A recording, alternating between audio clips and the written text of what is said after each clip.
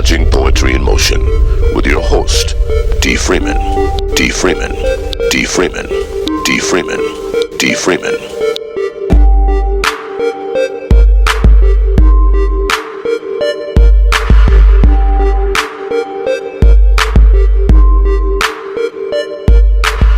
Hello there. Welcome to Poetry in Motion. I'm Dee Freeman, and I'd like to share a little history tidbit with you. I have today Allensworth. Allensworth was born into slavery in 1842 in Louisville, Kentucky. During his youth, despite laws forbidding the education of slaves, Allensworth mastered reading and writing, whetting his lifelong appetite for learning. After two unsuccessful escape attempts, he finally succeeded during the initial years of the Civil War at the age of 21. Recognizing the importance of that Civil War struggle, Allensworth wanted to participate. So, after a stint in the U.S. Army, he pursued a degree in theology in Nashville, Tennessee. In 1882, a black soldier came to Allensworth complaining about the lack of chaplains in all of the black military units. The soldier asked him to help recruit some blacks to fill those positions. Allensworth did much more. He became a chaplain himself. So he launched a concerted effort to gain appointment in 1886, Reverend Allensworth was appointed chaplain to the all-black 24th Infantry by President Grover Cleveland. Allensworth hoped he could improve the lot of the average black soldier and help the race in its battle to win support, and at the same time provide a secure future for his own family. For 20 years, he ministered to the needs of his flock. As captain, he also sought to help their spiritual needs, but also worked to raise their overall educational levels. He retired in 1906, and he and his wife Josephine relocated to Los Angeles, California. There, he continued to promote the black race and promulgated the teachings, which means disseminated and helped spread, of Booker T. Washington. The colonel believed that if a race was to rise, blacks had to be willing to do for themselves, to rely on black help efforts. He traveled all around the countryside promoting these ideas, and in 1908 transformed those ideas into reality. With the help of several other African American men and women, they acquired some choice land and founded the all-black town of Allensworth in South San Joaquin Valley, California. Although a small, dusty town where residents constantly battled heat and drought may seem an unlikely setting for a heroic effort at colony building and race self-determination, this community of race pioneers, with its commitment to limiting the parameters of prejudice, served as a beacon of hope to blacks in the Golden State and even across the country. The community Allensworth belied the notion of black inferiority, and in doing so, generated excitement and hope. It attracted settlers from all parts of the United States, and it became a thriving community of farmers, artisans, and teachers. Their goal was to escape the limitations of segregation, lynching, and Jim Crow laws, to create a community where people of all races and backgrounds could gather in peace and unity and work toward a common purpose, thus experiencing the American dream. This is a quote, "As soon as our race gets property in the form of real estate, of intelligence, of high Christian character, it will find it is going to receive the recognition which it has not thus far received," end quote. That's what he said. I don't know. The founders believed that as a community of orderly and industrious blacks, they would be able to control their own destiny, free of the debilitating efforts and limits of racism, and demonstrate that they were capable of organizing and maintaining their own affairs.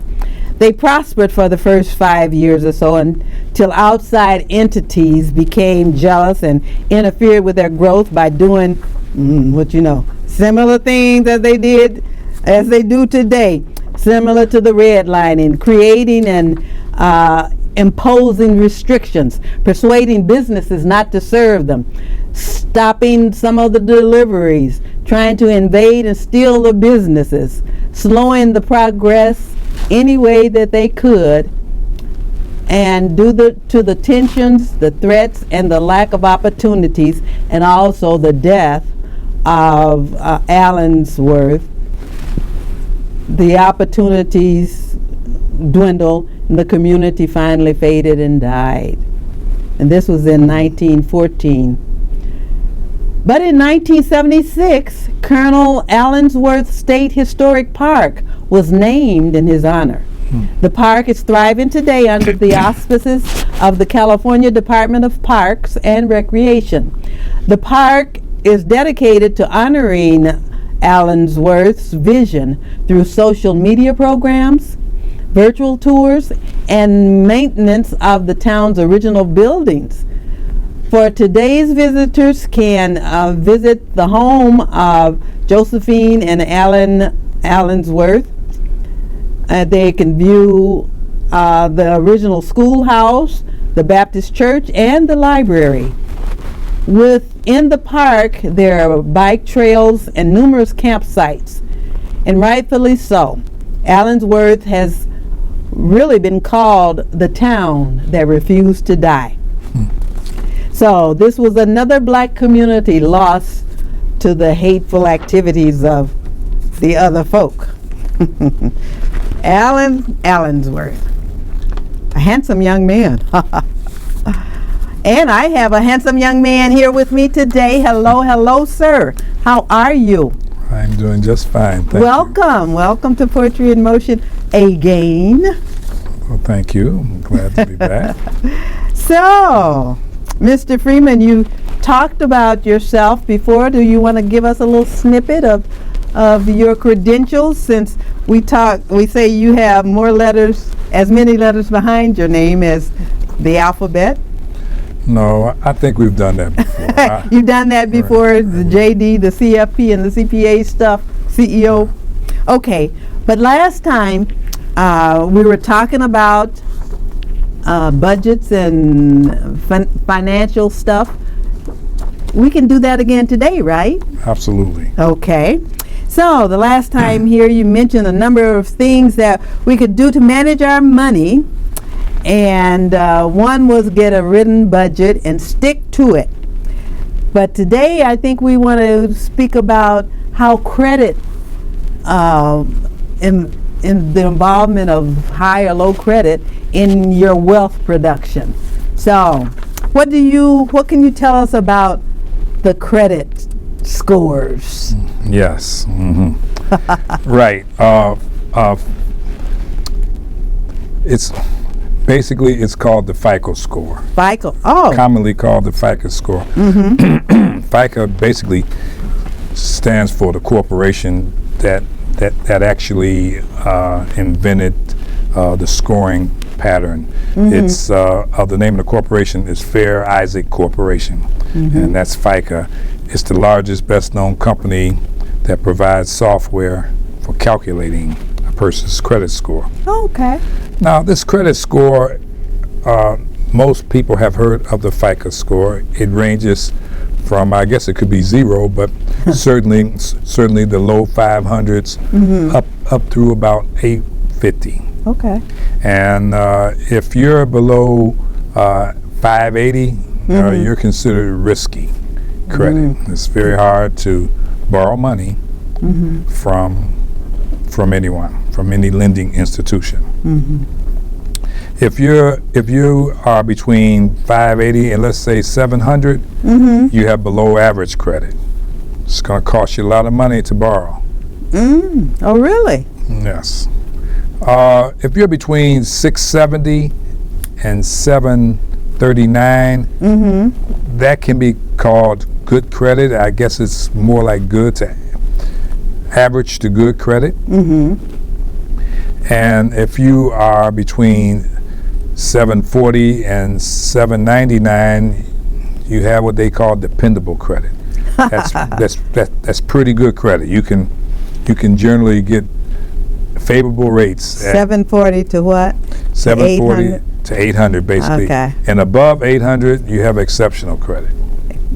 Excellent credit. Right. So that's what you strive for. Certainly the exceptional credit, but the very good credit is good to have as well.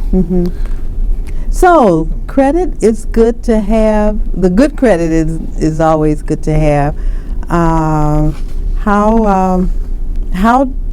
What does it do for you?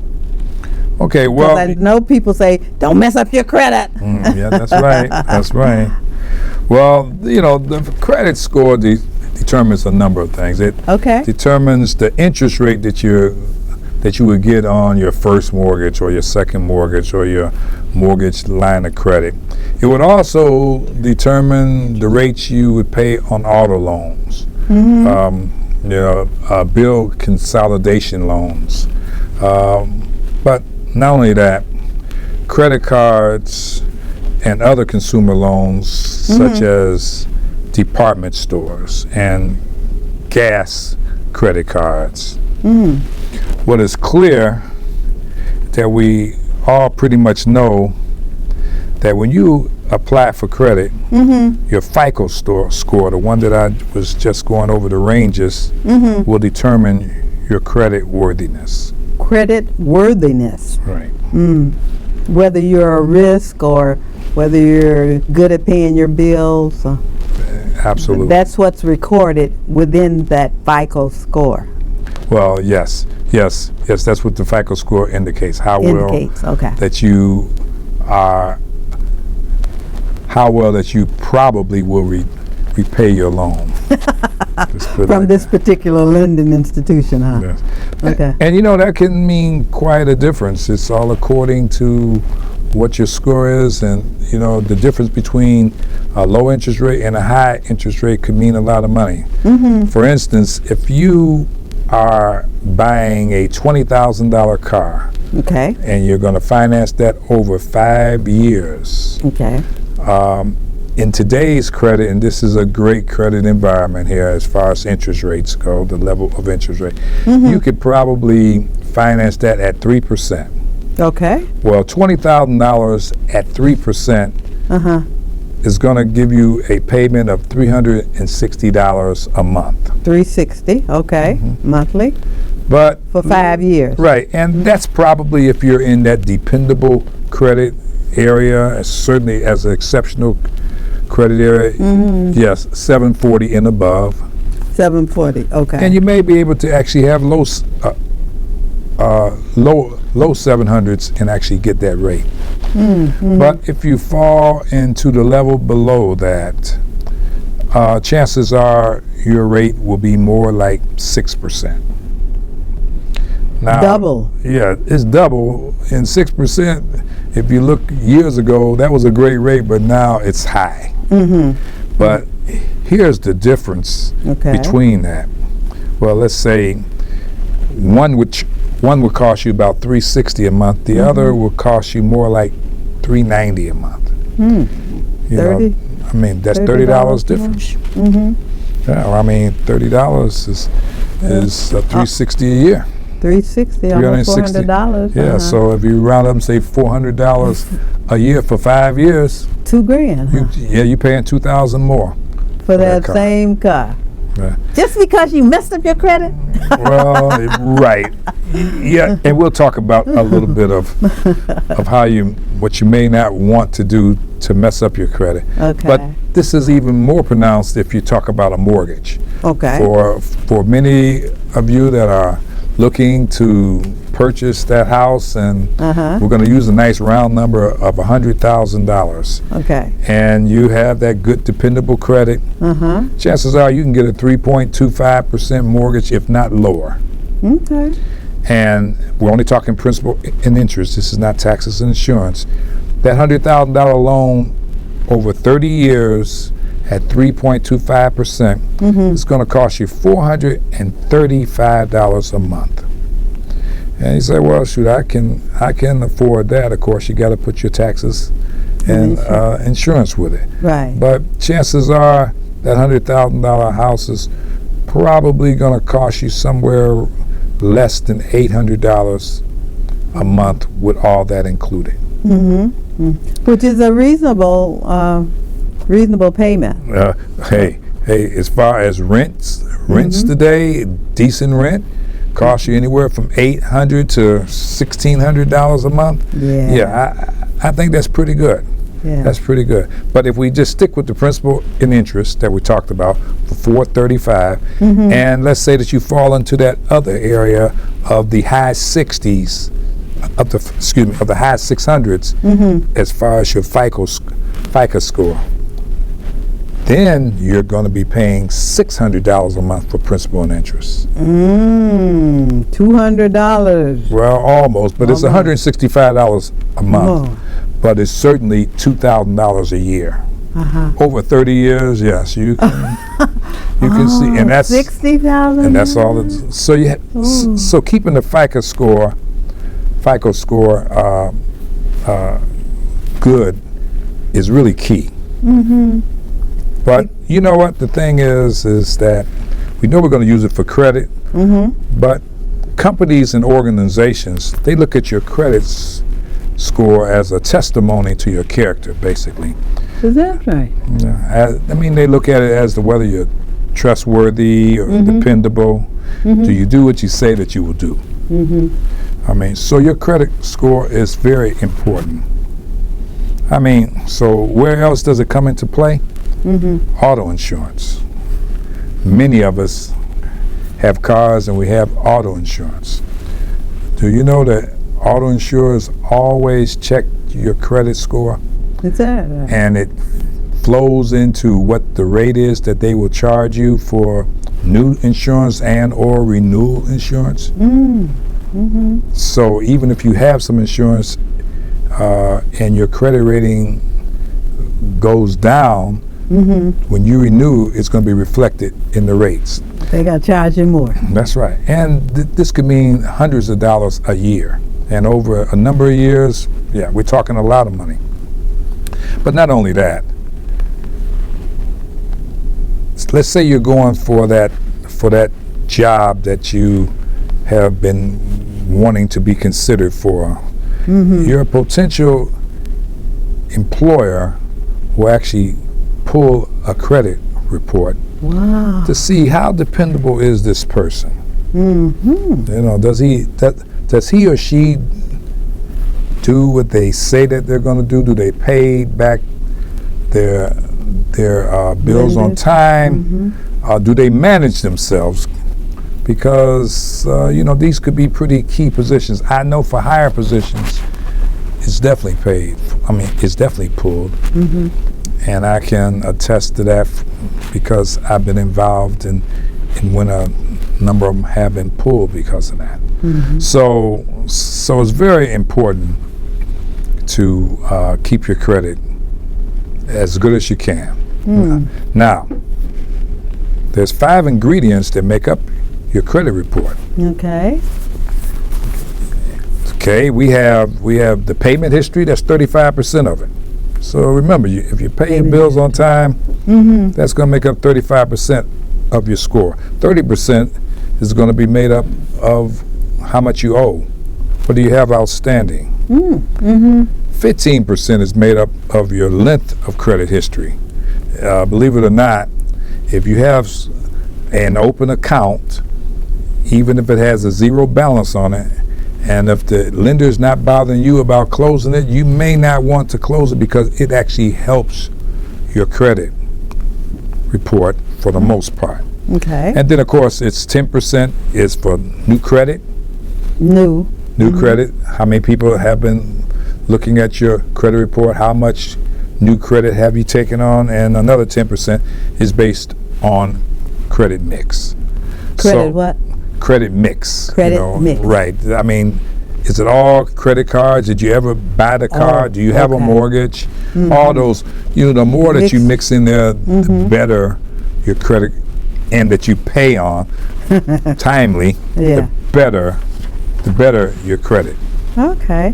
Report. So 35% of how they rate the credit, your credit, is that what you're saying? That those No, for different 35% is how you pay your loans, the timeliness of your loans. Okay. Right. It's 35% is the timeliness, your payment history, and 30% is how much you owe, and 15% is your length of credit history. So, like, if you're real new, you don't have that much of a background. So that's correct. So it's almost better to to have a short length than to have a long length of bad payments. Right, but it's better to have a long length of time of good credit, but yes. Of course. So those three items make up 80%. Payment history, amount that you owe, and the length of time that you've had your credit history. So, and then the other the other 20% is made up of 10% of new credit and 10% of your credit mix. Okay. So, and there's ways to work with that, but as you approach credit, you probably need to think about the following. First of all, don't borrow money that you cannot comfortably repay. It doesn't make sense.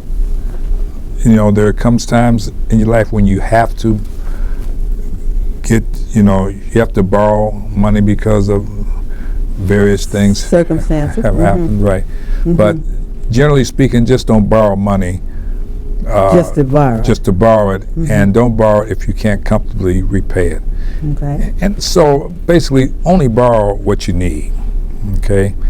And never borrow large amounts of money for unnecessary stuff. And I know large is relative to the individual borrowing the money, but don't run up a big bill on unnecessary stuff. So, and make sure that the payment schedule fits within your written budget. That we talked about before. Make sure that, okay, I'm getting this, I'm getting that, and it's going to cost me $155 a month, and yes, it fits in my budget. Okay. I can pay. In short, we need to just think before we borrow. And you need to ask yourself, is this loan really needed? Am I able to repay it? Am I getting the best rate for me?